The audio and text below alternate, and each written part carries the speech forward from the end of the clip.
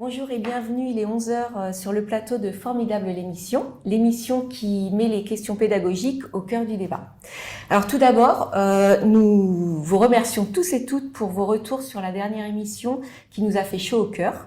Et puis on voulait également vous remercier pour vos contributions à la Super Innovation Battle que nous découvrirons tout à l'heure.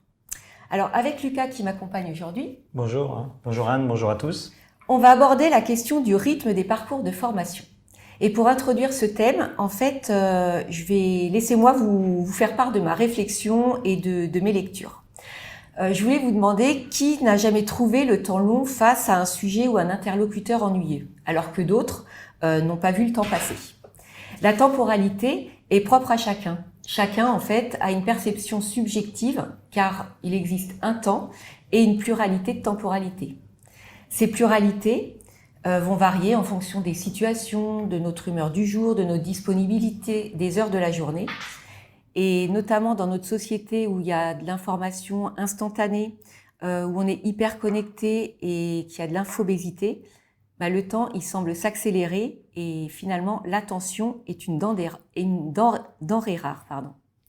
Donc en formation, le temps d'apprentissage, qui est plutôt harmonisé et défini de façon estimative, va se heurter en fait aux temporalités individuelles. Et donc, prendre en compte le temps dans la conception pédagogique est, selon nous, un gage d'efficacité. Mais ce n'est pas le seul, n'est-ce pas Lucas? Absolument Anne. Et en effet, si on part du principe que le rythme est une équation et qu'on prend pour composante première le temps que vient de nous présenter Anne, il y en a un deuxième qu'il faudrait aussi prendre en considération, une deuxième composante, c'est la variété. Alors la variété, on en a parlé au cours de la première émission, mais ici on va vous la présenter finalement sous 4 axes. L'axe synchrone-asynchrone, l'axe présentiel-distanciel, l'axe action-réflexion, et puis le dernier axe c'est individuel-collectif, on pourrait dire, mais sur ce point, on réservera une émission complète en janvier, et donc on va s'atteler plutôt à parler des 3 premiers et pas du dernier. Je voudrais juste faire un petit clin d'œil à mon collègue Mathieu, qui, s'il n'est pas aujourd'hui avec nous, a de bonnes raisons, et notamment une bonne raison qui s'appelle Léon, qui est né mardi. Et voilà, donc il pouponne. Donc voilà, je lui adresse tous mes vœux, et j'espère que vous vous joignez à moi pour ça. Moi également. Félicitations Mathieu. Ouais, félicitations Mathieu. Petit rappel avant de démarrer cette émission. Pour vous dire que l'on compte sur vous, donc toujours pour être actif tout au long du programme, qu'il faut que vous soyez prêts à interagir et puis que vous n'hésitiez pas à communiquer avec nous à travers le chat. On va vous lire et puis on prendra le soin dans la mesure du possible de vous répondre en direct. Voilà, tout est prêt pour démarrer. J'espère que de votre côté aussi. Jingle, on va vous lancer une question tout de suite pour démarrer.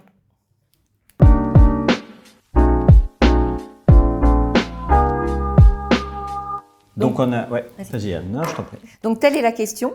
Ce qu'on voulait savoir avec Lucas, c'était lorsque vous concevez une formation, afin de faire passer vos messages clés en réponse aux attentes des apprenants, vous privilégieriez plutôt quoi? Alors on vous met 4 choix, vous en avez un à choisir. Donc les technologies, les conditions matérielles, le confort du formateur ou les rythmes des séquences.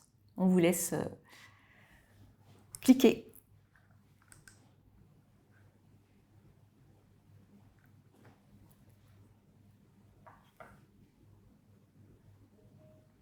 Voilà, Ouais, je crois que c'est un plébiscite. J'ai l'impression qu'on a été très clair dans notre introduction. Hein, ou alors que, bien sûr, c'est une connaissance partagée. Tout à fait. Dans les deux cas, ça fonctionne. Donc pendant que vous répondez, peut-être qu'on pourrait demander, avant de regarder les résultats, qui ont l'air quand même, il y en a un qui se détache bien, de donner la parole à Aurélien, qui est conseiller formation Vivea dans la délégation Nord-Ouest, pour lui qu'il nous fasse part de ses observations sur le terrain sur cette question de rythme des parcours de formation. Aurélien, on te laisse la parole. Vous m'entendez? Très bien. Ouais, super. Bonjour à tous. Bonjour Anne, bonjour Lucas. En fait, sur la question du rythme dans les parcours, je pense qu'on peut prendre l'exemple du premier confinement. Les formations ne pouvaient plus se tenir en présentiel et on a vu la possibilité de les passer en distanciel, notamment en visio, parce que c'était l'option la plus simple. Mais on s'est vite rendu compte qu'on ne pouvait pas transposer telle quelle une formation présentielle de 7 heures en visioconférence. Que ce soit pour le formateur ou pour les stagiaires, c'était intenable. Donc, il fallait découper, séquencer, adapter ou même intégrer des activités au minimum. Sur la différence synchrone et asynchrone, ce qu'on peut observer, c'est que souvent, les séquences synchrones sont un peu plus cadencées, de manière relativement simple. Un apport de connaissances est suivi d'une activité. Ça permet de couper à souhait le parcours. Et puis, chaque stagiaire met le rythme qu'il souhaite dans sa formation. Enfin, nous, conseillers, lorsqu'on met en place des ateliers FMD, forcément, l'exemple du Learn Fiction, dernièrement, ce qu'on nous demande systématiquement à la fin de ces ateliers, ce sont des outils et des méthodes pour donner du rythme à la formation, que ce soit en présentiel ou en distanciel. Donc voilà, ça illustre bien la question du jour. Parfait Aurélien, merci beaucoup. Je vais publier les résultats du sondage, voilà, y mettre fin et les partager. Hop. Voilà. Donc comme vous pouvez le voir, c'est un raz-de-marée, on pourrait dire ça. Quasiment tout le monde a cité donc, le rythme des séquences comme étant ce qu'on privilégierait au-delà d'atteindre ses objectifs pédagogiques, on peut dire ça comme ça. Mais on a 2 personnes qui nous ont plutôt mis en avant les conditions matérielles. Et je serais curieux de vous entendre. C'est intéressant de savoir pourquoi est-ce que vous avez cité ça. Et donc, si vous voulez bien prendre la parole, on sera ravis de vous entendre. Si vous voulez exprimer votre raison dans le chat, vous pouvez également. Voilà, on attend votre réaction. Donc, aux 2 personnes qui ont voté pour les conditions matérielles d'abord. Peut-être lever la main sur le... Peut-être, oui, ouais. Absolument. Levez la main dans l'outil. On vous donne la parole tout de suite.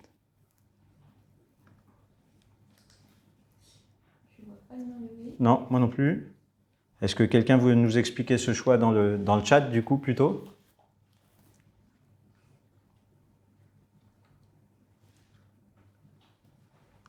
C'était peut-être une erreur de frappe. Aussi. Ça arrive. Ouais. Bon, on va retenir que c'est le rythme des séquences. Qui l'emporte. Et c'est clairement, de toute façon, la réponse qu'on attendait ici.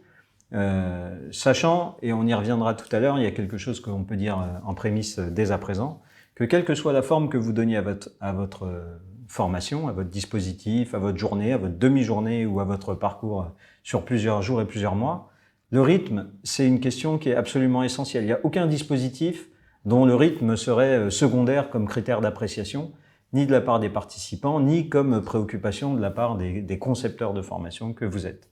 Donc voilà, merci pour cette réponse. Mais c'est important d'emblée de dire à quel point le rythme est essentiel, quel que soit le dispositif finalement. Donc peut-être que sur cette question, on va voir ce que nous apprend Learn Fiction sur ce sujet.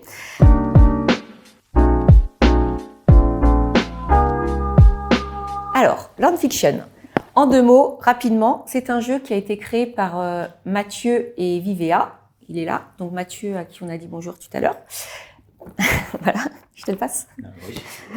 Donc c'est un jeu qui s'adresse aux concepteurs pédagogiques qui souhaitent varier et dynamiser leur formation. Et à travers le jeu, en fait, vous allez choisir les ressources et des activités pour composer ce parcours pour qu'il soit le plus efficace possible, tout en empêchant un adversaire que vous avez en face de vous de faire de même.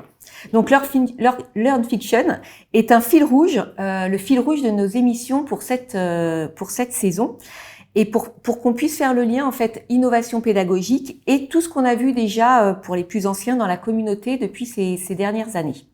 Donc si vous n'avez jamais joué à Learn Fiction, c'est un tort, mais pas d'inquiétude.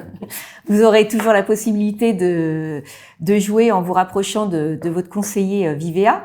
Mais pour l'immédiat, en fait, Lucas, qui est là, va vous présenter certaines ressources en lien avec notre thème. Après, vous pourrez également jeter un œil à l'ensemble du matériel et des ressources du jeu via un QR code qu'on vous mettra à disposition. Merci Anne. Donc oui, voilà, moi ce que je voulais vous dire, première chose, avant même d'aller dans le détail des cartes de Learn Fiction, c'est que en fait la question du rythme, elle se pose à 2 niveaux. Elle se pose au niveau de l'ingénierie de formation, c'est-à-dire quand on conçoit son dispositif dans son ensemble, et à la fois donc le temps consacré à chaque élément de contenu, à chaque activité, et la manière dont ça s'alterne, donc rythme multiplié par temps multiplié par variété égale rythme, on en revient à notre théorème initial. au-delà de cette dimension-là, qui est très importante, en fait, on se rend compte que la question du rythme, on doit la retrouver aussi à un niveau infra, je dirais, qui est celui de l'ingénierie pédagogique et de l'ingénierie de chaque ressource. Et finalement, par exemple, pour prendre un exemple que tout le monde connaît, si on pense à varier entre des séquences expositives et par exemple un travail à partir d'une vidéo, eh bien encore faut-il que la vidéo soit suffisamment rythmée, suffisamment engageante pour que le rythme qu'on propose aux participants, oui bien sûr aux apprenants, les tienne en haleine. Et donc à la fois il faut penser à mettre une vidéo, ça c'est le rythme au niveau de l'ingénierie de formation, mais il faut penser à faire une vidéo suffisamment rythmée. Et ça, c'est la question qui se pose au niveau de l'ingénierie pédagogique. Et tout l'enjeu, il est justement, en termes de rythme, d'y penser à ces deux niveaux. Alors, maintenant, si on fait un zoom au niveau donc, de l'ingénierie de formation, dans un premier temps, je reviens sur nos 4 axes qu'on vous a présentés tout à l'heure. Donc, je ne traite pas de l'individuel collectif, mais je vais commencer par vous dire des choses que vous savez. Mais pour créer du rythme dans une formation, on peut jouer sur le fait qu'il y ait des temps synchrones et des temps asynchrones. On peut jouer sur le fait qu'il y ait des temps en présence et des temps en distance. Ça, vous savez par cœur.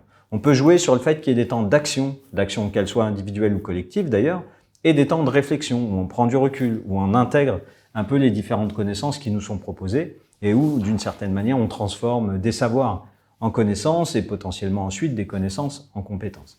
Donc tout ça, vous le savez, mais c'est important de le redire, le rythme, il joue vraiment un rôle très important à ce niveau-là.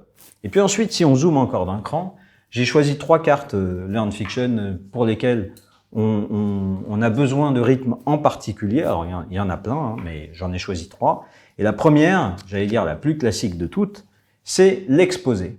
Ouais, donc l'exposé, j'allais dire modalité pédagogique première, vraiment fondamentale pour tout type de dispositif pédagogique.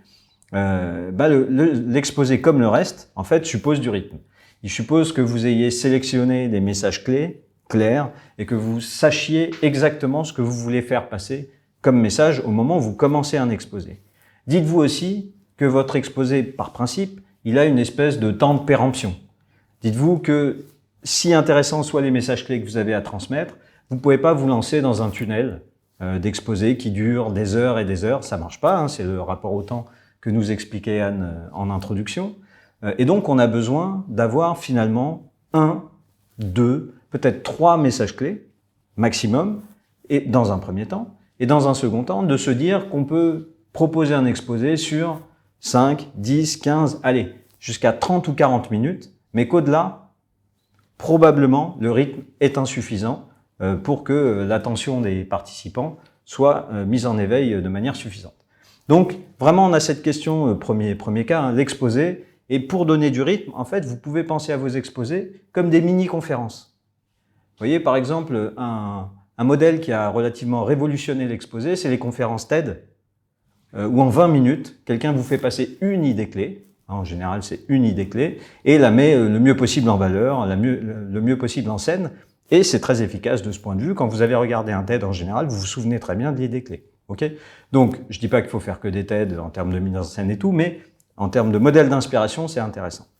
Deuxième carte que je voudrais vous proposer, puisqu'on va être amené à en faire de plus en plus, et là c'est une carte ressource, c'est le podcast. Donc le podcast, on en a parlé dans la Super Innovation Battle la dernière fois en prenant par exemple le podcast de Controverse, mais on peut faire des podcasts pédagogiques, et d'ailleurs ça se développe énormément en ce moment, il y a une offre de plus en plus fournie de ce point de vue, sous différentes formes, que ce soit une interview, que ce soit un talk show, que ce soit une émission de radio aussi formelle que possible, etc., etc. Et puis il y a des gens juste qui allument un micro et qui parlent.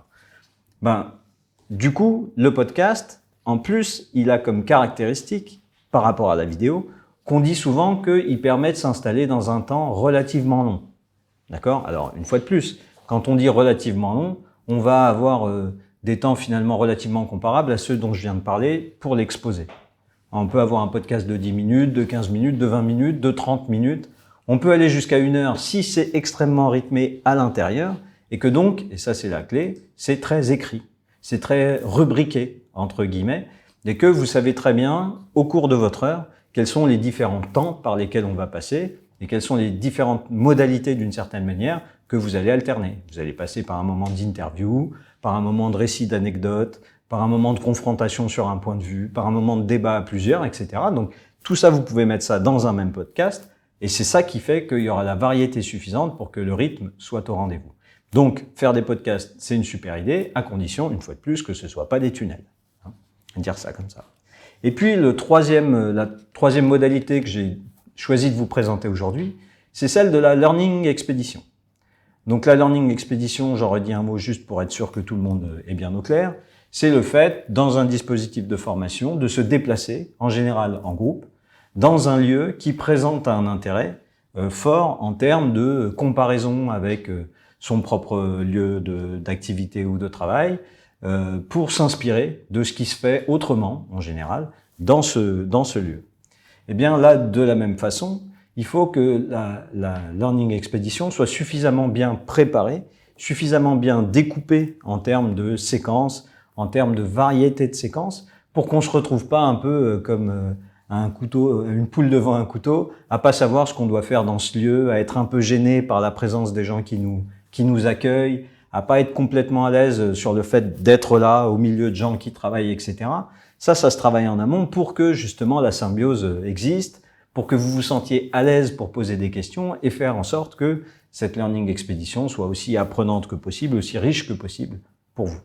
Donc voilà, 3 exemples sur lesquels je vais assez vite, mais en gros, l'erreur à ne pas commettre, ce serait de se dire j'ai un dispositif dans lequel je vais avoir à la fois des exposés, des podcasts et des Learning Expeditions, si je garde nos 3 exemples ici, et ça suffit à conférer du rythme. Là-dessus, on se trompe. Si le podcast, l'exposé et la Learning Expedition ne sont pas eux-mêmes, à leur maille, à leur niveau, très rythmés. Donc voilà, c'est là-dessus que je voudrais insister. Dire que la question du rythme, elle se pose aussi bien au niveau macro qu'au niveau micro. Donc dans la composition de votre dispositif dans son ensemble, puis dans la composition de chacune des briques, si on appelle ça comme ça, des granules, si on se rapproche du monde des éleveurs, pour donner du rythme à l'ensemble et pas uniquement au schéma global. Voilà. Merci pour cette expertise, Lucas. Avec plaisir. Ce qu'on vous propose, c'est peut-être que suite à ces apports, on puisse voir avec vous notre question dilemme.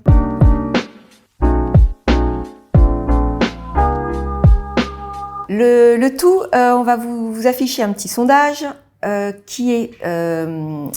parce qu'on aimerait savoir si vous avez choisi, quand vous choisissez d'insérer une vidéo d'expert dans votre formation, vous préférez plutôt faire une vidéo sur le vif en mode story Insta avec votre téléphone mobile ou réaliser une interview en studio avec un script préparé à l'avance.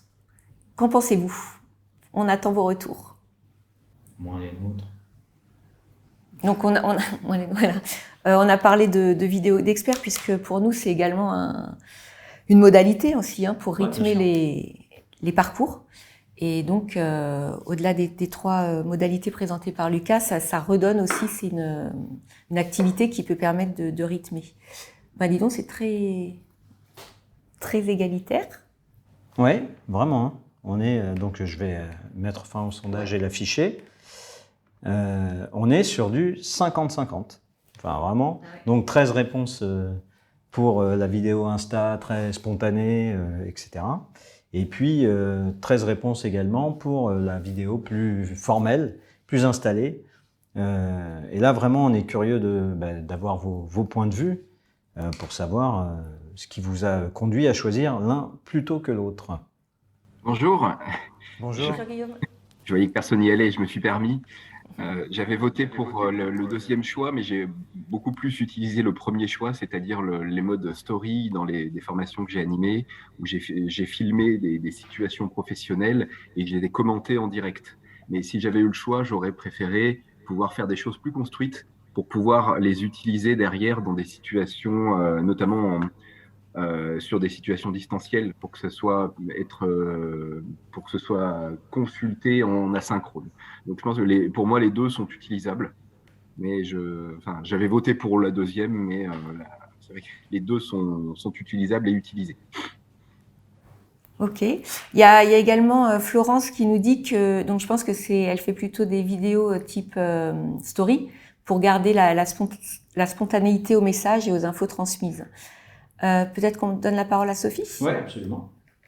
Oui, alors donc moi c'est rigolo parce que j'ai plutôt utilisé l'option 2 jusqu'à présent, mais je me dis que la première, donc quelque chose de plus spontané, flash, ça conviendrait mieux, notamment à notre organisation, dans le sens où je me dis que si, et dans un prochain projet, je me dis, je prépare bien ma commande aux collègues qui vont aller faire le flash, voilà, donc je sais ce qu'ils vont faire, et en termes, j'aurai quelque chose de plus spontané. Et puis, ce sera beaucoup plus facile à mettre en œuvre parce qu'en fait, nous, on n'a pas les moyens de faire quelque chose de super pro et ça demande tellement de temps, ça demande de la compétence et on ne l'a pas. Voilà. Donc, du coup, je me dis que cette approche plus flash, mais par contre, il faut être bien au clair sur ce qu'on veut faire passer comme message. Et je vais tenter le coup là sur une prochaine formation. Absolument. Merci pour cette réponse. Peut-être un petit conseil technique quand même. Si vous pouvez, vous équiper d'un petit micro-cravate avec une prise mini-jack que vous branchez dans le téléphone et que vous pluguez sur le col de la personne qui s'exprime en story de manière très spontanée, ça vous garantira une qualité de son qui est vraiment importante pour ensuite produire la vidéo dans un dispositif pédagogique. Le risque étant sinon que le son ambiant mange un peu tout et qu'on ait des difficultés à entendre ou que ce soit pénible à écouter. Et donc, dès que ça s'installe dans une certaine durée, mais quand je dis une certaine durée, c'est 1 minute, hein, on a du mal à écouter des choses dont le son est très, très détérioré. Donc voilà, c'est juste peut-être le petit investissement à faire. Ça coûte quelques dizaines d'euros d'avoir un micro avec un micro-cravate en fait branché sur le téléphone au moment où vous faites cette petite vidéo. On a quelques retours aussi dans le chat et je pense que ça peut conclure un peu cette discussion, mais effectivement les deux s'opposent pas, sont complémentaires. Absolument. Et que en fait il faut l'utiliser en fonction du but recherché, le meilleur format finalement. Exactement. Instantané ou plutôt préparé pour fonction de l'objectif visé. Oui, absolument. Peut-être un conseil quand même aussi là-dessus, c'est quand vous avez fait votre choix. Donc moi je suis tout à fait d'accord pour dire qu'il n'y en a pas un qui prévaut sur l'autre.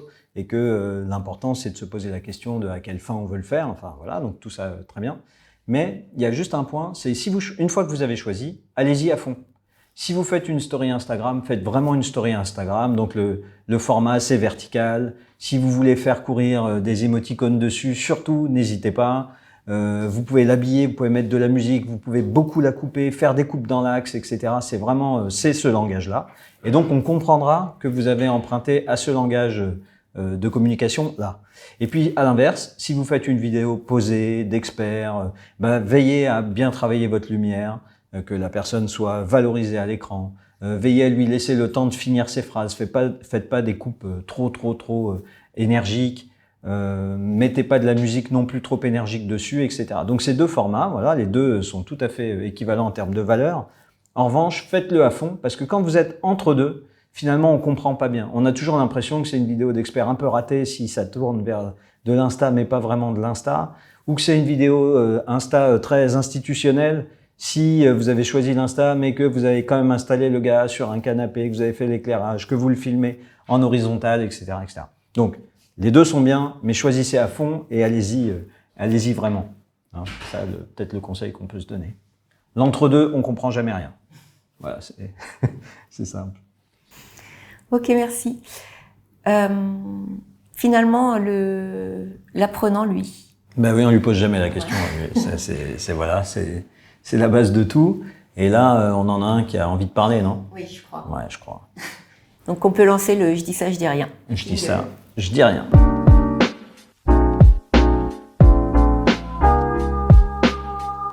Rythmer les parcours de formation. Ce que j'en pense. Déjà, je suis très heureux d'apprendre qu'il y a des gens qui se posent la question.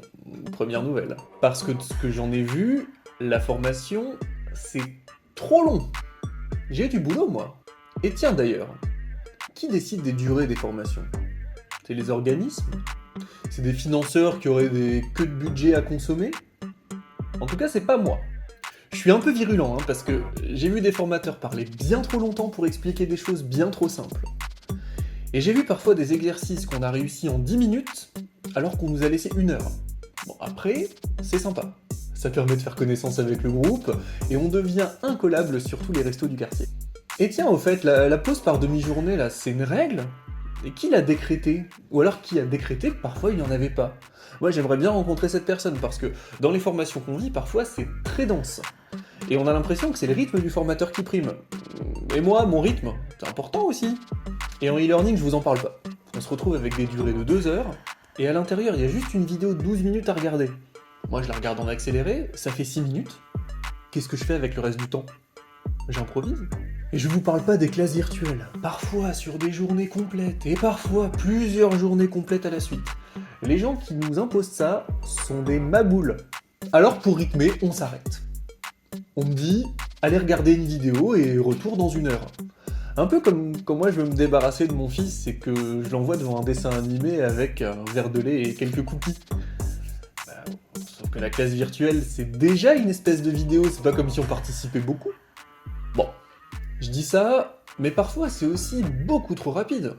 J'ai vu des formations dans lesquelles on a enchaîné à toute berzingue des exposés, des exercices, des podcasts, des vidéos, et puis la pause, et puis les autres activités, et oh, calmos hein. On voudrait tout nous faire apprendre avec des micro-capsules, maxi rythmées, ultra rapides. Et parfois, on a envie de s'installer, hein. C'est pas mal aussi de discuter, d'échanger avec ses pairs, de débattre, de se poser avec une feuille et un stylo pour prendre du recul sur ce qu'on est en train d'apprendre. Et en général, c'est le moment où le formateur tape dans les mains pour nous inviter à passer à la séquence suivante. Laisse-nous tranquilles. Bon. Je me rends compte que des fois je trouve ça trop rapide, je me rends compte que des fois je trouve ça pas assez rapide. C'est pas si simple. Moi je dis ça, je dis rien. Peut-être qu'il faut qu'on laisse ça aux spécialistes. Ah là là, moi, ces apprenants, ouais, voilà. Tout le mal qu'on se donne pour eux. Tu vois? Ouais, ok. Enfin, ok. Donc on va passer à notre séquence d'innovation participative, collaborative. Et donc on lance la Super Innovation Battle.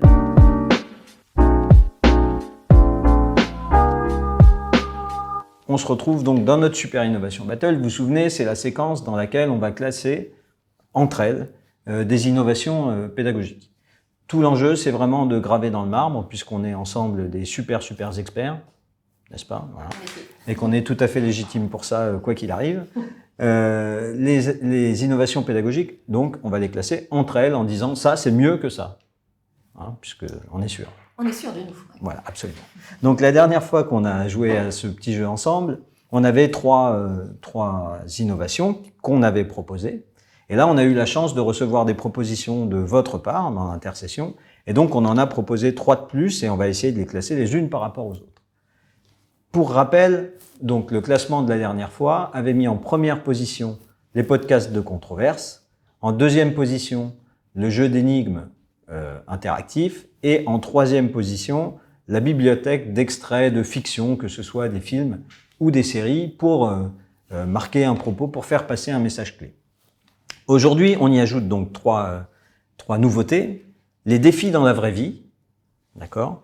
Le Framapad, qui est un outil collaboratif pour coopérer ensemble, pour co-créer, que ce soit en présence ou à distance. Et puis Plickers, qui est un outil qui est assez amusant, qui est très hybride entre le papier et le numérique, et qui permet de valider des acquis, cette fois-ci, en présence. Anne, on commence par lequel ? Plouf, défi dans la vraie vie ? Allez, défi dans la vraie vie. Qu'est-ce que t'en penses, toi ? Moi, j'en pense que, en fait, quand on apprend, qu'est-ce qui est mieux que d'être dans mise en situation, que c'est une méthode, du coup, où on expérimente, et que, du coup, je pense que l'apprenant, il tire beaucoup plus de choses, d'acquis, de compétences, de connaissances, en ayant testé, peut-être échoué, réessayé. Enfin, voilà, en se lançant, en fait, dans l'activité pour retenir et que... Oui, c'est ça. Ouais, moi, j'aime beaucoup aussi les défis dans la vraie vie parce qu'en fait, ça propose 2 choses qui sont complémentaires. La première, c'est de se lancer, ce que tu dis. Je sais pas, je me souviens d'un dispositif, par exemple, dans lequel la proposition qu'on avait faite aux participants, c'était un dispositif de formation à la communication. Et la proposition qu'on avait faite, c'était de faire inscrire à l'ordre du jour de leur prochaine réunion, c'était des managers, donc de leur prochain CODIR, un sujet qui leur tenait à cœur et donc de s'assurer que ce sujet serait traité et que eux le mettraient sur la table. Et le deuxième intérêt, donc au-delà du fait de se lancer, c'est qu'ensuite, notamment sur des parcours un peu longs, c'était le cas ici, quand ils reviennent discuter de manière présentielle ou distancielle ou virtuelle, ils viennent donner des retours d'expérience sur justement le fait qu'ils ont osé ou pas osé, et quand ils ont osé, comment ça s'est passé, est-ce qu'ils ont eu raison de le faire, est-ce que la prochaine fois ils s'y prendraient différemment. Et donc c'est très porteur d'apprentissage entre pairs aussi. C'est vraiment dans cette logique d'expérience et de partage. Donc, et peut-être, moi je dirais que ça individualise aussi un peu justement la compétence. Et t'as pas le droit d'en parler aujourd'hui, tu le sais. Non, mais je lance pour janvier. Okay. Mais quand même, c'est un intérêt. Ouais, c'est un intérêt peut-être à mettre en avant. Carrément. Sur ce défi. Alors du coup, c'est l'heure de graver dans le marbre. Les défis dans la vraie vie, qu'est-ce qu'on en fait? Est-ce qu'on trouve ça mieux que le podcast de controverse? En fait, je trouve que c'est un peu au même niveau parce que du coup, dans le podcast en controverse qu'on avait dit, c'est que ça permet aussi aux participants de s'affirmer, de créer sa vérité, enfin voilà. Ouais. Alors, je vais le faire autrement. Ouais. Toi, tu te mets en tant qu'apprenante dans un dispositif et tu lis le programme. Et à un moment, tu vois qu'il y aura des défis dans la vraie vie ou tu vois qu'il y aura des podcasts de controverse. Bah oui, moi aussi, je crois. Donc, ça devient la meilleure innovation pédagogique de tous les temps. On est bien d'accord. Voilà. Et donc, on la met tout en haut ici. OK. Ensuite, je vais dire un mot de ce que c'est qu'un Framapad. Donc, un Framapad, c'est en fait un petit espace collaboratif qui ressemble à une feuille Word et dans laquelle à laquelle on accède en un clic sans avoir besoin de se créer de compte ou quoi que ce soit et qui permet d'écrire à autant de mains qu'on veut en fait ce document. Donc par exemple, mettons qu'on finisse un atelier en se disant ce serait bien qu'on formalise notre feuille de route, voilà. Eh bien, on ouvre un Framapad feuille de route et tous les participants, 4-5 personnes par exemple dans le cadre d'un sous-groupe, vont pouvoir contribuer directement dans cette feuille Word à l'écriture de cette feuille de route. Donc, on se distribue des rôles. Il y a celui qui remet en forme, qui organise les idées, et puis les autres éventuellement qui mitraillent plein d'idées. Et voilà. Et puis après, on converge, etc. Donc, vous comprenez bien que comme le lieu de travail de Framapad est virtuel, c'est tout à fait possible à la fois en séance, pour formaliser le compte-rendu d'un atelier par exemple, ou à distance. Ça fonctionne très bien dans les deux cas. Donc c'est un outil qui est pratique, qui est très facile d'accès et qui est finalement très, très sympa, quoi. C'est un outil que j'aime bien, moi, personnellement. Alors peut-être pas très innovant, on le connaît depuis longtemps. Oui, c'est vrai. Mais moi, je trouve que c'est plutôt le fait de faire travailler en collaboratif, comme tu disais, en présentiel ou à distance, qui a de l'intérêt en fait sur cet outil facile. Où est-ce qu'on le met? Où est-ce qu'on le classe? Ça devient dur là. Sous le podcast ou avant le podcast? Moi, je le mettrais clairement sous le podcast. Ouais, quand même, parce que Et je crois que je le mettrais même sous tout en fait. Je l'aime bien. Non, mais on l'aime bien, mais bon, pas très innovant, on le connaît. Ouais, il est moins innovant que les autres. Et donc, c'est vrai il a l'intérêt d'exister. À le mettre ici. Voilà, ok. Et enfin, Plickers. Donc, pour valider les acquis, est-ce que tu veux nous dire un mot de cet outil? Est-ce que tu veux que je le présente? Oui. Ok. Donc Plickers, c'est un outil d'évaluation des acquis qui en fait est un QCM, on pourrait dire ça comme ça. Simplement, il a vraiment une particularité, c'est qu'il est très hybride entre un outil physique et un outil numérique. Alors je m'explique. Vous allez préparer donc votre quiz de validation des acquis en fin de séance, et puis vous allez demander aux apprenants dans la salle de répondre donc à chacune des questions par A, B, C ou D, classiquement comme on fait dans un QCM. Sauf qu'au lieu de l'exprimer à l'oral ou directement sur leur ordinateur, en fait, ils vont avoir une feuille, voilà, exactement, qui sera couverte de QR code.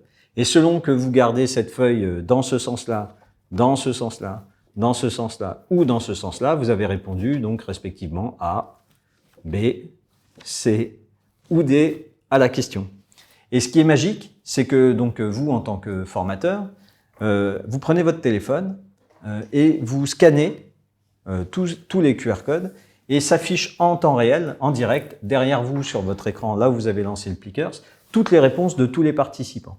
Et là, c'est vrai qu'il y a un côté magique, c'est la magie du numérique, où tout d'un coup, avec la simple interaction entre votre appareil photo et donc les QR codes qui sont dans la pièce, toutes les réponses s'affichent sur le tableau de manière nominative ou pas, ça c'est vous qui choisissez, mais vous pouvez faire donc ensuite un débrief collectif et ou individuel de tout ce qui s'est affiché. Et donc c'est vrai que c'est un outil très surprenant, enfin il y a un côté très sympa en tout cas, très convivial aussi, et très rapide. Ouais, très et efficace. Moi, je trouve que l'intérêt, c'est que du coup, les stagiaires, ils n'ont pas de téléphone, enfin, Oui. comme on peut voir sur d'autres Oui, outils, sur où en des fait, applis. en salle, Oui. quand même, tout le monde est sur son téléphone, alors que là, ils sont sur la feuille. Moi, je voyais aussi l'intérêt, c'est que en termes d'évaluation, ça peut être pour le formateur valider en cours de formation un peu les acquis, voir Oui. où les stagiaires en sont, je sais De pas, sur manière des légère. notions. Voilà, C'est c'est ça, ça, ouais. un peu récréative. Oui. Et ça, je trouve ça pas mal quand Non, même. c'est Ça, vrai. ça permet peut-être aux formateurs de repositionner un peu son exposé Ouais, ou son absolument. activité, réappuyer sur des notions importantes. Moi, je trouve ça plutôt pas mal. Ouais. C'est vrai qu'il y a un côté à la fois très utile, très rapide et très fun, presque magique, qui en fait un outil vraiment sympa, complètement gratuit. Ah Ça, oui, c'est l'intérêt aussi, ça c'est gratuit. Ouais, ouais. Tout, c'est-à-dire il vous donne tous les QR codes, vous les imprimez sur votre imprimante et voilà, c'est parti quoi. Et si c'est pas très récent comme outil, en tous les cas, je crois que il évolue quand même en permanence. Ouais, exactement. Donc, Il est de mieux en mieux. Il est de mieux en mieux. Donc, où est-ce qu'on va le mettre Est-ce qu'il est... Alors, je te propose. Moi, je dirais avant les films, quand même, les extraits. Voilà. Et est-ce que c'est mieux ou moins bien que le jeu d'énigmes en ligne? Qu'est-ce que tu dirais, toi? L'intérêt, c'est qu'il y a le côté collectif quand même, un peu Ouais. dynamique en salle. Moi, je le mettrais peut-être avant le jeu d'énigmes en ligne. Allez. Toi aussi? Bah, Non, toi, t'hésites. Non, j'hésite parce que je trouve que, en fait, celui-là, il est plus directement centré sur la formation. Ouais. Donc, il y a un côté outil pédagogique, quoi, enfin vraiment Ouais. innovation pédagogique, moins détourné, mais du coup, ça lui donne et ça lui enlève des points dans mon esprit, quoi. Alors, il y a Aurélie, là, dans le chat, qui nous Ouais. a dit elle trouvait ça plus innovant que le jeu d'énigmes en ligne. Ok. Je serais plutôt d'accord. Donc, Allez. on le passe derrière Ah bah les ouais, podcasts. si Aurélie a dit, Je sais pas s'il y a je d'autres... m'exécute. j'ai pas vu les autres commentaires, mais... Non. Ok. Aurélie a validé et... Donc, on va se relire la liste, Allez. parce que c'est une liste en perpétuelle évolution. Aujourd'hui, et donc à ce jour, la meilleure innovation The pédagogique best. de tous les temps est donc caractérisée par les défis dans la vraie vie. Ah, ça, c'est vraiment le must. Le must. On ne fera pas mieux. Ensuite, les podcasts de controverse. En 3, entrée fracassante. On a quand même 2 innovations proposées qui entrent sur le Ouais, podium. tout à fait, tout à fait. Donc, Merci en 3, à vous. Plickers. En 4, le jeu d'énigmes en ligne.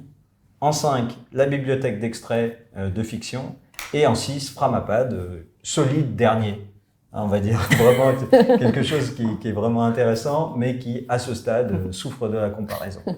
Exactement. Voilà, exactement. Très bon, je pense, très bon podium. Ouais, magnifique. Non, Ouais, enfin, ouais. franchement. Donc, on attend toutes vos contributions. Vraiment, c'est important pour nous. Pour notre émission de janvier. Hein. Pour notre émission de janvier, il nous en faut plein d'autres. Et il faut qu'on soit embarrassé pour graver dans le marbre. On adore être embarrassé et on adore graver dans le marbre. Donc, de fait, on compte sur vous. Ok, OK? Ben, on passe à la suite. on passe à la suite.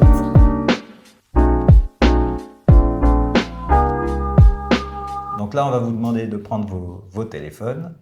On va lancer le Kahoot. Hop, ici. Voilà. Voilà, en mode classique. Il y a un code PIN qui devrait s'afficher sur votre écran. Le voici. Donc vous pouvez flasher le flashcode, scanner le flashcode pour entrer directement dans la session et saisir le code qui apparaît à l'écran. Voilà. On a On quelques vous voit participants, arriver, on vous voit arriver progressivement. On vous attend tous. Rejoignez-nous. Avec ce beau décor, Ah oui, ben, un décor un peu printanier pour la printanier saison. et bucolique. Voilà. Alors attention, hein, parce que ce grand quiz, nous avions déjà un premier pareil podium la Oui. dernière fois, Lucas. Oui, oui, absolument. Donc, soyez très attentifs aux questions qui vont vous être posées pour peut-être bousculer ce premier podium de l'émission précédente. Alors, on a 16 personnes là qui sont connectées. Est-ce que c'est bon pour tout le monde? On va attendre encore quelques secondes. Moi, je dis que le quorum est à 20. Donc, voilà, 18. On y est 19. presque. Tu vois, on a 2 minutes. On a 2 minutes. On vous laisse arriver. Il nous en manque un petit dernier pour que le quorum soit atteint, ou une petite dernière, bien sûr. On vous attend. Non, quelqu'un est parti. Donc ça marche pas. 19, c'est revenu. Ouais, c'est bon. Allez, on y va. On démarre. On démarre. Première question. Donc, formidable émission, le grand quiz. Je lis les questions à voix haute. Parmi ces propositions, laquelle ne constitue pas un axe de variété en pédagogie? S'agit-il d'action-réflexion, d'expérientiel cognitif, de distanciel présence ou d'individuel collectif? Donc vous votez selon votre préférence, il y a une seule bonne réponse. Attention, il y a un temps, hein. On a redit ça? Oui, le temps défile. Ouais. Voilà, donc on a un certain nombre de bonnes réponses. Quelques petites erreurs aussi. On enchaîne avec la deuxième question. Voilà, donc on a Aurélien qui est devant à ce stade. Anne-Laure, Anne, je poursuis. Si on admet que la variété des modalités est l'une des composantes essentielles du rythme, quelle est l'autre composante? Donc là, il s'agit de trouver l'autre composante. S'agit-il de la puissance, de l'intensité, de la vitesse ou du temps? Et pas du terme. C'était pour induire en erreur. Oui, bien sûr. Mais c'est bien le temps. Ah, là, il y a plusieurs réponses. Ah, il y a plusieurs réponses. Attention au temps. Hop, parfait. Beaucoup de bonnes réponses ici. On continue. Anne-Laure est passée en tête, suivie de Anne et de Sève. On continue. Troisième question. En ingénierie de formation ou en ingénierie pédagogique, le rythme doit-il être une fin en soi? Oui, sans réserve. Oui, mais c'est pas la finalité ultime. Ben non, pas vraiment quand même. Ou non, jamais.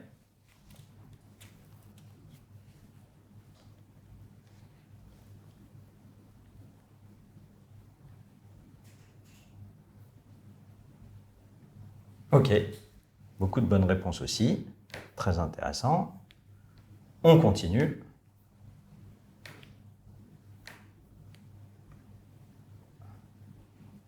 Pour optimiser le rythme en formation, quel est le niveau d'action le plus efficace? S'agit-il de l'ingénierie de formation, de l'ingénierie pédagogique, des deux, mon capitaine, ou de l'ingénierie agronome, parce qu'on est chez Vivea, oui ou non?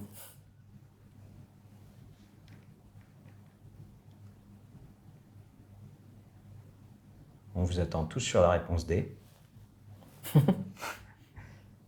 Ok, très bien, donc la bonne réponse était bien les deux, mon capitaine. Et elle a été donnée à la quasi-unanimité. Ouais. Donc Anne-Laure reste en tête, suivie d'Élise, de Charlotte, puis Chris et Aurélie. Et on continue avec la dernière question, dans laquelle il y aura à la fois des réponses multiples et elles comptent double. À quels auteurs prête-t-on cette citation? Former les hommes, ce n'est pas remplir un vase, c'est allumer un feu. S'agit-il d'Aristote, d'Aristophane, de Monterland ou de Montaigne? Et où, puisqu'il y a plusieurs réponses possibles. C'est possible ça? Absolument.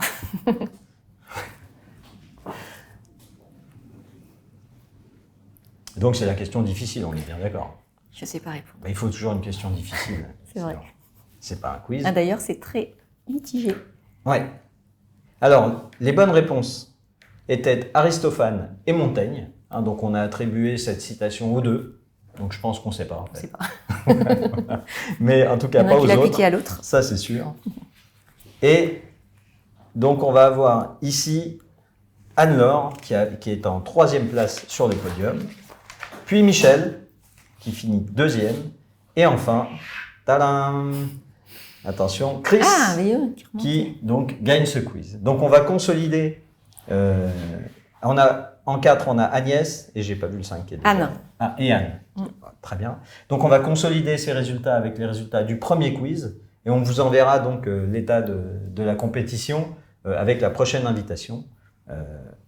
Formidable. C'est quand même très serré hein, sur les scores. Ah bah oui, c'est extrêmement serré, puisqu'on dit 3561, 3218 et 3184. Et personne n'a obtenu 5 sur 5. C'est vrai. Même Chris, donc, a 4 bonnes réponses sur 5, ce qui est déjà colossal. Effectivement. Il faut quand même pouvoir dire les choses comme elles sont. Donc, on va arrêter ce partage. Merci beaucoup d'avoir joué à notre grand quiz.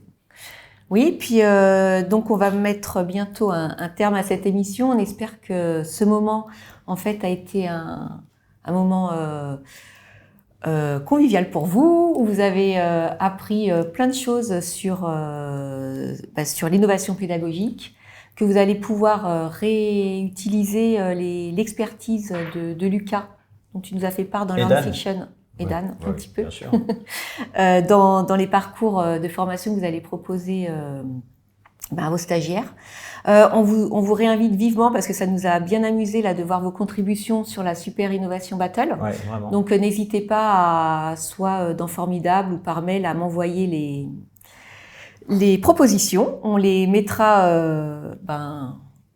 en jeu dans notre podium. Et puis, on vous souhaite une prochaine émission en janvier. Ouais. Je n'ai plus la date exacte, mais j'ai envoyé les invitations. Je vous redirai ça. Et puis, on vous souhaite peut-être quand même de bonnes fêtes d'ici là. Oui, on vous souhaite d'excellentes fêtes. Même, on est un peu tôt, mais bon. Bah oui, mais enfin, puisqu'on se retrouvera qu'en janvier. Ouais. Voilà. Donc, d'excellentes fêtes. On voudrait remercier Raoult. Merci Raoult. Qui a réalisé ce live. On voudrait remercier Mathieu qui a contribué. On voudrait aussi remercier Aurélien qui nous a fortement éclairé d'un bel éclairage terrain, on pourrait dire. Merci Lucas. Et merci Anne. Et à très bientôt pour la prochaine. À très bientôt. Au revoir. Bonne journée.